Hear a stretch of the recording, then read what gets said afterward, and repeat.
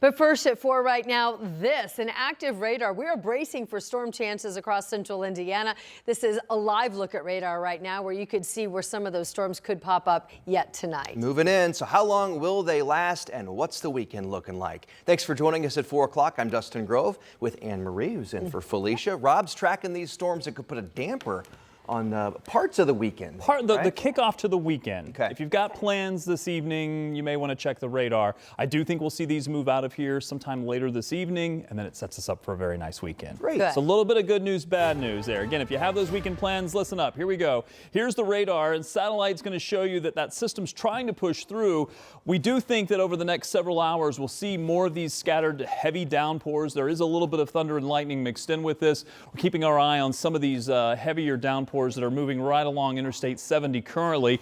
Again, notice most of these have pretty quick, intense little downpours, and then as they move on, that's actually helping to keep the atmosphere somewhat stabilized or from getting a little bit too dramatic with some of the storm chances. We are going to keep an eye on these. Notice it's also much colder to the west, or cooler, I should say, because of that rain cooling down into the 60s. Meanwhile, we still have a good bit of energy in the eastern part of the state where the temperatures are still into the 70s and 80s. So this is what we're going to have to watch when it comes to several of these heavier downpours as they move up Interstate 70. And then also, I think in some of these storms that are in the eastern part of the state, we'll have to watch this from Muncie to Newcastle down to, say, Rushville as well. Again, temperature is going to be dropping once those do move through, but not dropping terribly cool. We actually expect it to be a little bit more refreshing once they move on by. We'll keep the scattered shower chances, especially for the eastern part of the state, in through 8 p.m. But after that, we do expect the clouds to be more of the rule and then clearing as we get into the overnight, dropping the temperatures down into the 50s. Tomorrow looks beautiful, and the rest of the weekend forecast I'll have for you coming up. Looking forward to it. Thank you, Rob. Now to the big stories we're following today. 3 businesses on the northwest side are cleaning up after break-ins overnight. Right now, we're getting a look at some of the security video that was shot from inside one of those businesses. Marina Silva talks with the owners who now, today, on this Friday, are picking up the pieces. Just inches away, a camera capturing the moment 2 people are accused of breaking into the register at Rosa's All Day Cafe. They're just coming here to get the money. They're not even looking for anything else. Suhi Rosa is the owner. She says this is the second time in less than 2 years her business was broken into. The first time was we opened with like 3 months or so, and then we got broken into. Next door to her, Cowboy Western Wear was also shattered. She says the same alleged thieves stole more than $100 from their register. And a few doors down, again, a rock thrown through the glass, and those same people are accused of taking $600 from El Rey Supermercado. These are the pictures given to us by the manager. Coins all over the floor, the registers destroyed. And Metro Police say it's heartbreaking. It is just so heartbreaking to know that these business owners probably put everything they have monetarily on the line to have and open this business and to keep it running. Rosa says she believes there's one reason.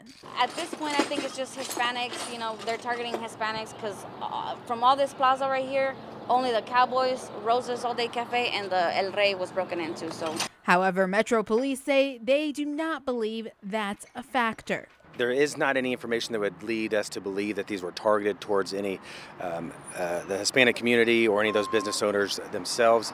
Yet Rosas still wants the word out. And we just want to let everybody know, be careful, stay safe, don't leave money in the registers, you know. We're just letting it out there. Hopefully they catch whoever did it. If not, then just keep an eye out. As Metro Police continue to investigate the overnight break-ins, these small business owners are now left figuring out why them. Reporting in Indianapolis, Marina Silva, 13 News.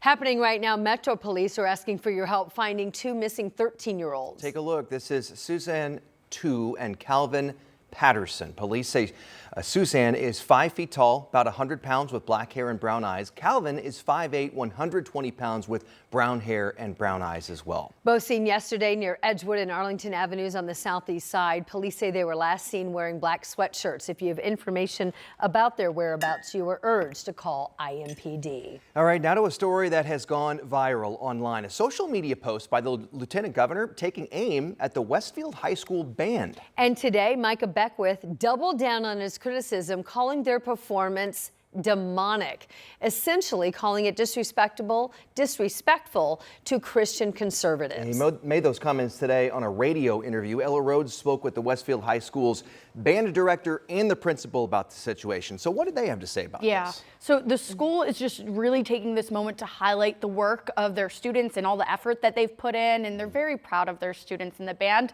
They're also very appreciative of the outpouring of support they've received since this all started. I want to catch you up, though, from the beginning on what exactly happened. So take a look at your screen there. This is a post from Lieutenant Governor Micah Beckwith on April 22nd. He responded to a video from the Westfield High School band on their way to the state finals. Beckwith said, quote, "I'm starting to get the sense that schools like Westfield love giving the middle finger emoji to Christian conservative families," end quote. Beckwith then encouraged parents to use vouchers to get children out of schools like Westfield.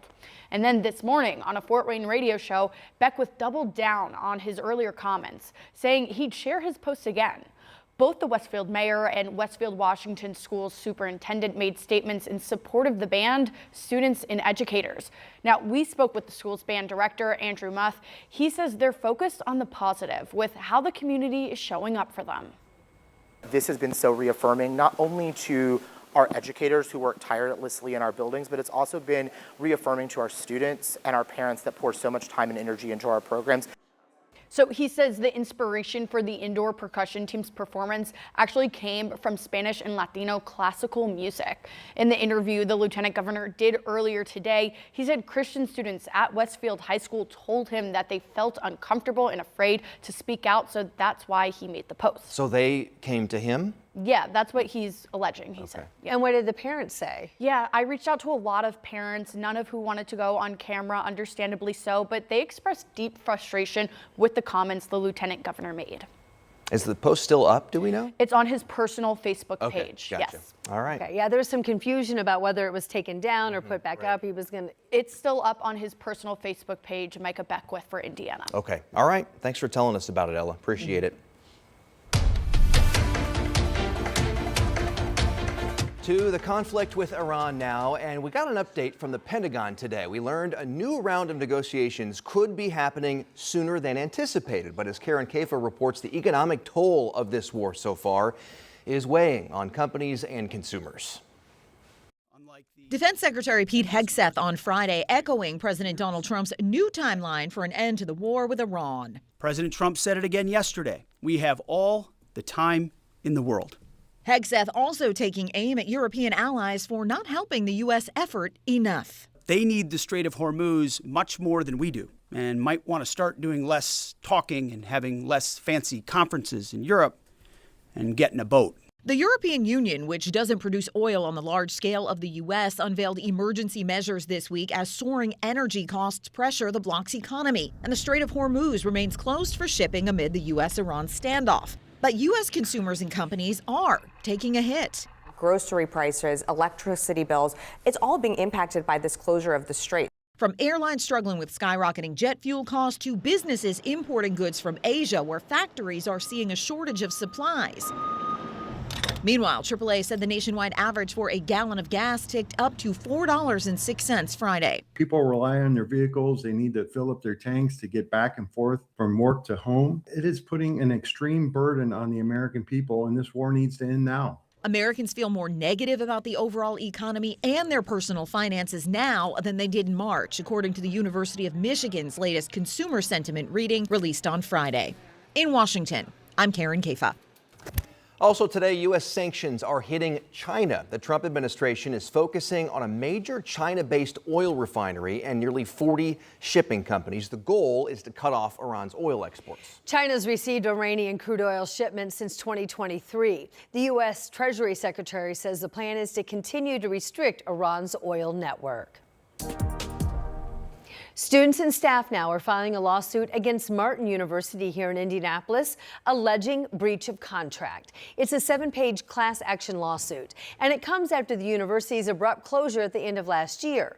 Now, this complaint claims the school failed to provide adequate educational opportunities as promised, leading to financial loss and a loss of opportunity for advanced degrees. Martin University paused operations in December of 25 and then failed to reopen the following semester this year. We're reaching out to the former president and the board of trustees for comment. We'll let you know when we hear back. We do have more showers and storms out there. In fact, one moving up Interstate 70, approaching Mooresville and into downtown eventually. We'll see this move closer to the metro. We'll watch that one. It does have some gusty winds with it. We're also going to watch those as we get into the weekend, clearing those out. I'll have a look at the forecast coming up. It is day 2. The NFL draft is in full swing. We're going to talk about the local players getting picked up and who the Colts need to pick up. That's ahead at 4:30. It's a moment where you can just let them be a kid. Bridging the gap. We have the way this specialized field is now allowing everyone to step up to the plate.